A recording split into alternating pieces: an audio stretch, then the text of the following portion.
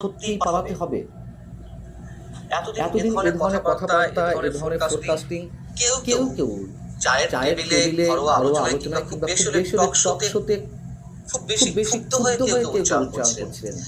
এখন রীতিমতো রাজনৈতিক দলগুলো হুঙ্কার ছাড়ছে, হুঁশিয়ার উচ্চারণ করছে এবং তারা যে ভাষা প্রয়োগ করছে বাধ্য হয়ে, তাতে করে একজন নোবেল বিজয়ীর জন্য এর চেয়ে অপমানকর, এর চেয়ে অবমাননাকর, লজ্জার আর কিছু থাকতে পারে কিনা আমাদের জানা নেই। তিনি নিজে কতটা এগুলো উপলব্ধি করছেন আমরা জানি না। উপলব্ধি করলে কতটা করছেন তাও জানি না।